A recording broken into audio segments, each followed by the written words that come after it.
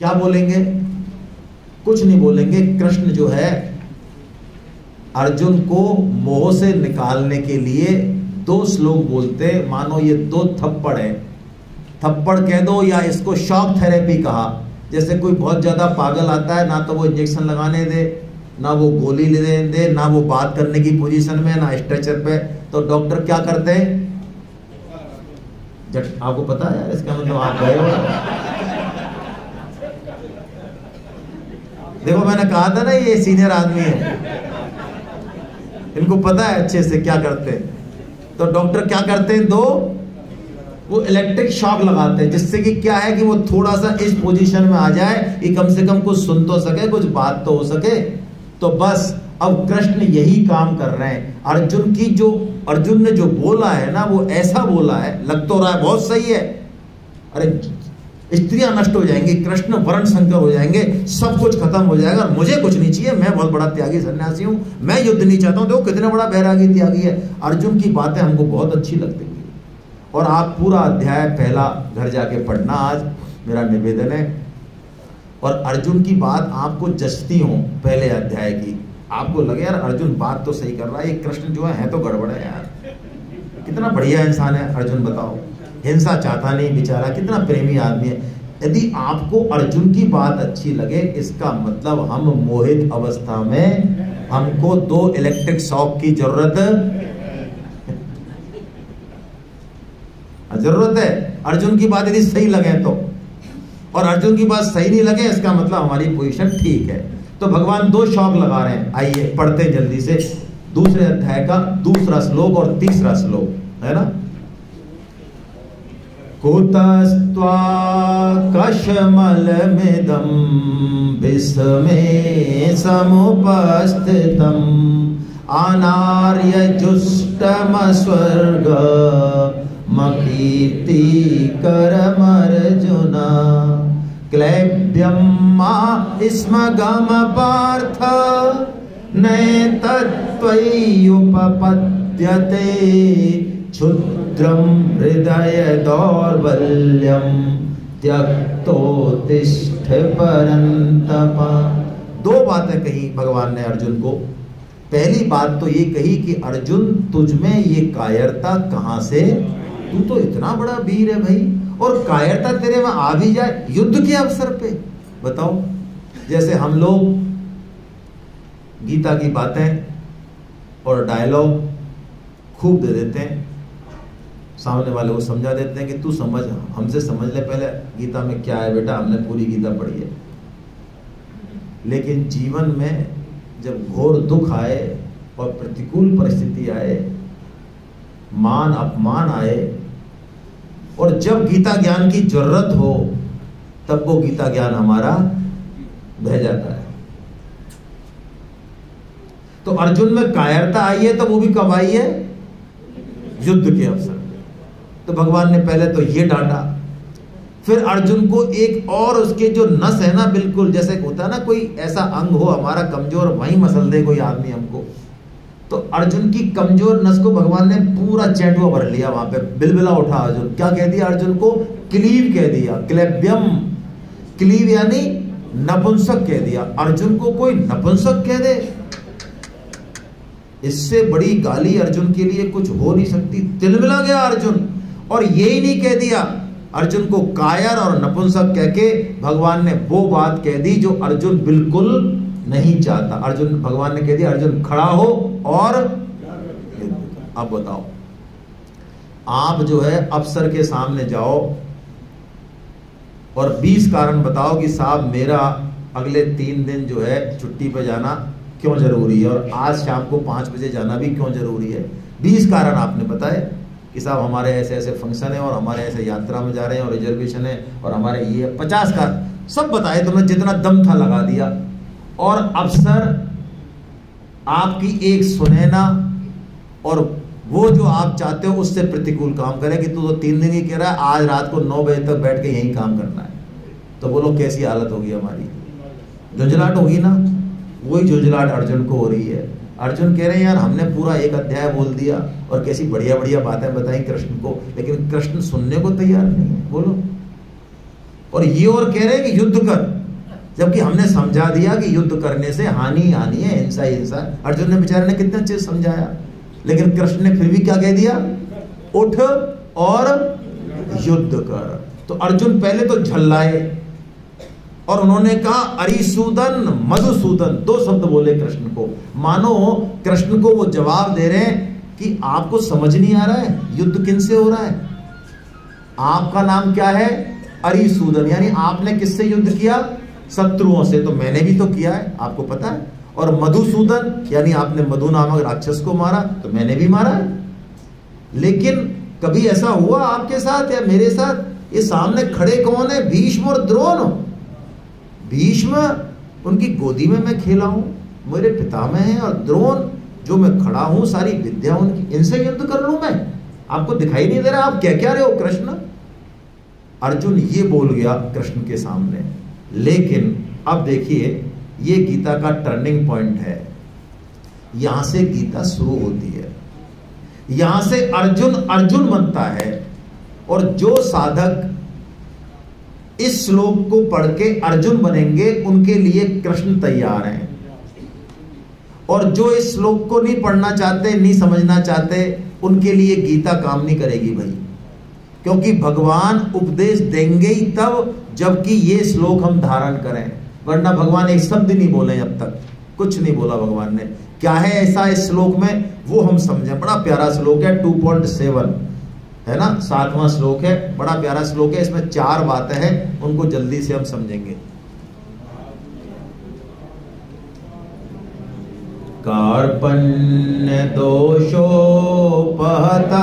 स्वभाव प्रक्षामि त्वां धर्म सम्मूढ़ चेता यच्छ्रेयस्यानिश्चितं ब्रूहि तन्मे शिष्यस्तेऽहं साधि मां त्वां प्रपन्नम्।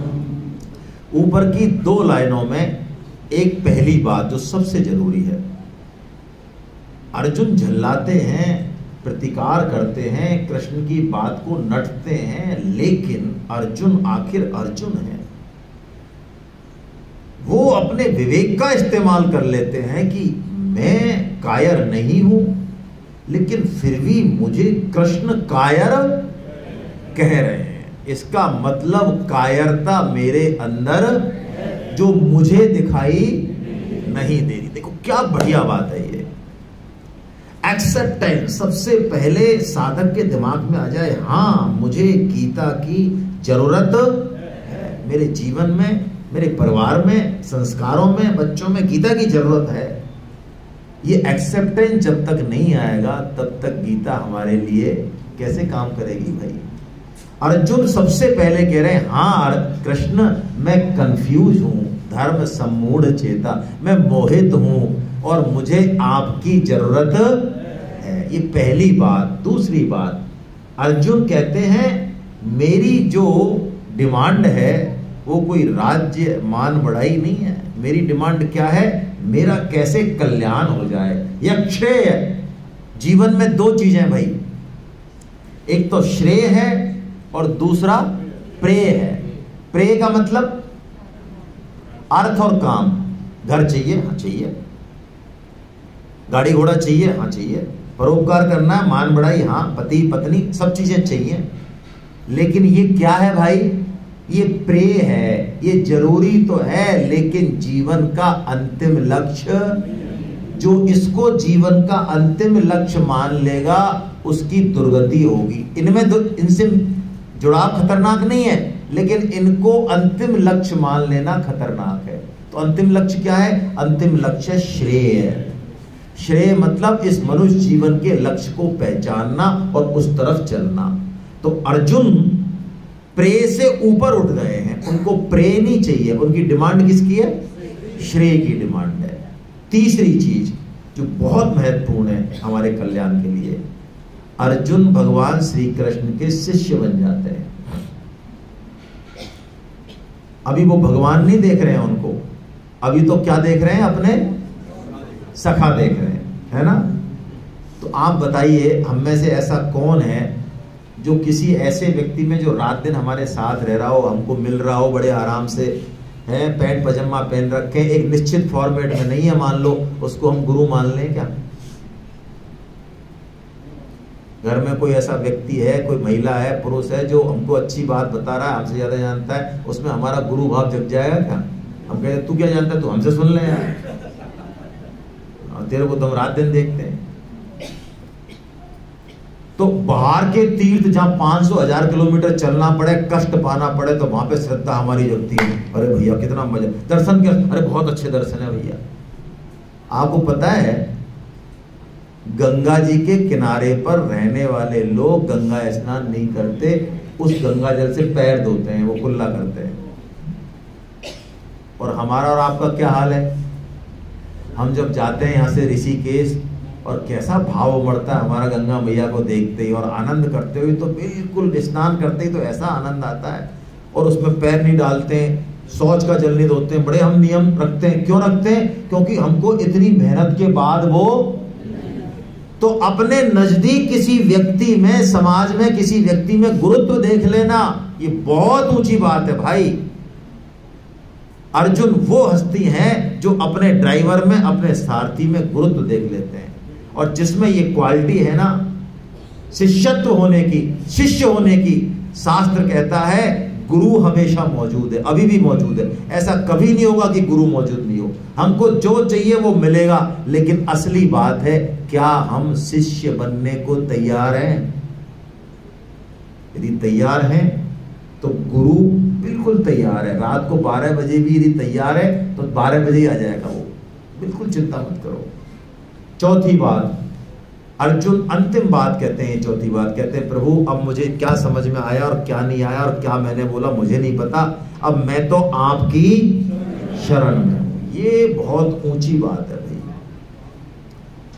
माता बहनों के लिए स्वामी जी ने कहा उनमें श्रद्धा बहुत होती है, भगवान ने दी है, विश्वास होता है, इसलिए उनको भक्ति योग का मार्ग बताया। उनको बहुत ज्यादा इधर उधर भटकने की, सुनने की जरूरत नहीं है।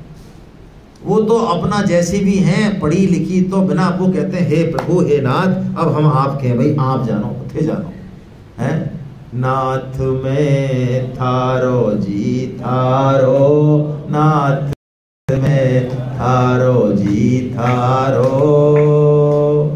चोखो बुरो कुटिल और कामी, चोखो बुरो कुटिल और कामी, जो कुछ हूँ सो थारो, नाथ में थारो जी थारो, नाथ में थारो जी थारो। ये शरणागति का दम है, ये बड़े से बड़े दम से ज्यादा है। क्यों? अब वो शरणागत हो गया। जैसे बच्चा अपनी माँ के शरणागत होता है, छोटा बच्चा, अब उसकी माँ 3 घंटे तक उसकी नहीं सुने तो वो रेंग के पड़ोसी घर नहीं जाता कि हट रिजेक्टेड, अब हटाओ, अब हम पड़ोसी घर जा रहे हैं। अब वो मरेगा तो और जिएगा तो, और दूध मिले तो और मत मिले तो, वो किसके आश्रित है? तो बोलो उसकी पार पड़ती है कि नहीं पड़ती है? बल है उसमें कोई? उसमें शरणागति का बल है।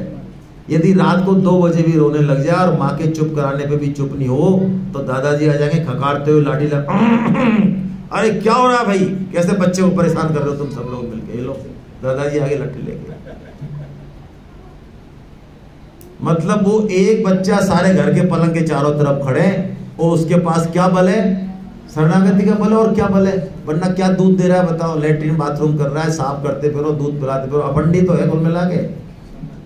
नहीं तो कोई नहीं कह रहा अखंड है, यही है भाई, मैं यही देखना चाह रहा था आपकी। अरे तो हम जैसे भी हैं, हम गीता पढ़ें तो ना पढ़ें तो, कुटिल हैं तो, पापी हैं तो, किसके? हम भगवान के हैं। तो वो हमको रिजेक्ट कर देंगे क्या? ये बल है शरणागति का, जो अर्जुन ने आश्रय लिया है। उसने लास्ट में कह दिया हे नाथ मैं केवल, तो आइए हम भी कहते हैं, हम क्यों पीछे रहें, है ना? हम भी भगवान से पुकार कर देते हैं, भगवान को कह देते हैं, ये सबसे बड़ी बात है। हे नाथ, हे मेरे नाथ, मैं केवल आपका हूँ, आप कृपा करें, मैं आपको भूलूं नहीं।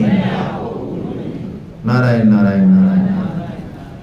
अब अर्जुन इस स्थिति में आ गए कि भगवान उनको उपदेश दें।